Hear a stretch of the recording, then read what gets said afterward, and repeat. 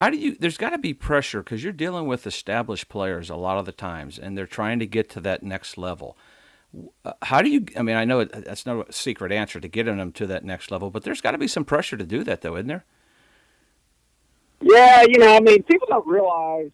I mean, I travel with Tillery all the time, John Mm-hmm. Tillery, and it's honestly one of the best things because we kind of talk. We're each other's shrink, and it's really is a stressful job. And there's certain people that you can help a bunch, and other people, you can't help as much. Just what you teach or your style or how you connect with them, or what that preconceived notions they have compared to what you have.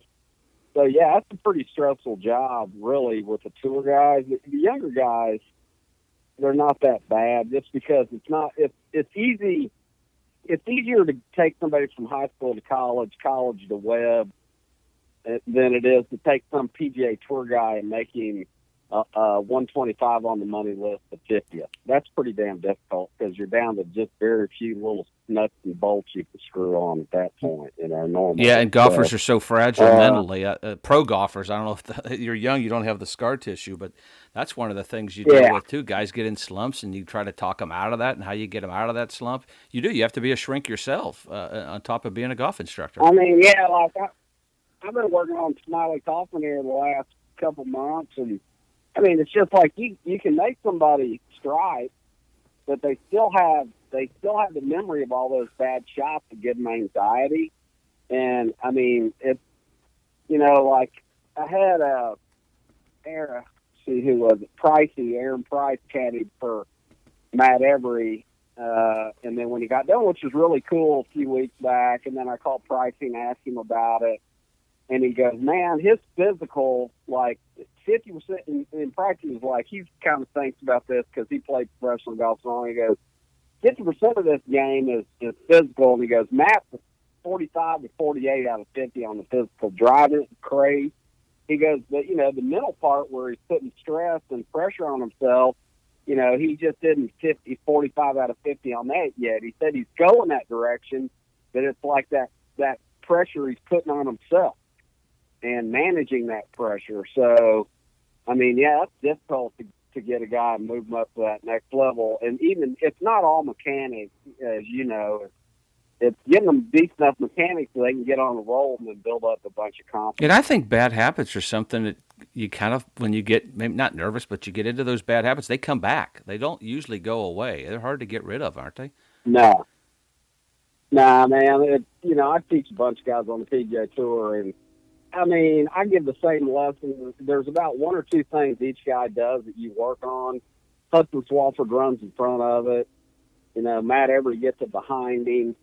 So there's very few things where I jump out to a tour event and I'm working on something different with a guy.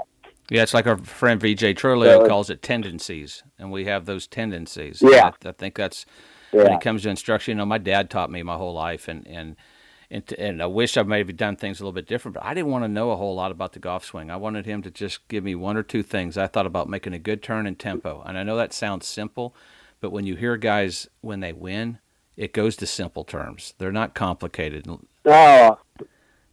That's what's got a little easier about teaching. I think the evolution of my teaching, I'm like all guys. You start out, you got 2D video, you use some handheld Sony camera in the late 80s.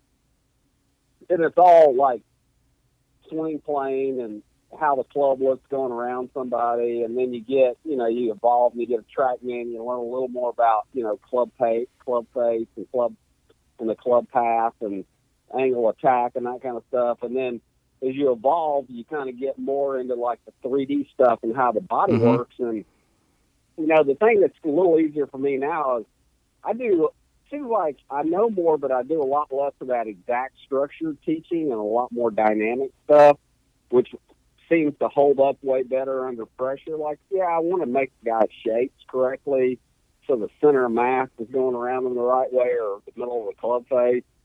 But, if you get somebody in there and you get them in a 3D and you kind of do some leg pelvis stuff that's all dynamic movement and they're not worried about making the club hinge perfectly in the perfect place, it's just way easier to teach, and you get way better results out of the players because you're not making all these off-speed swings all the And time. you sometimes get feel.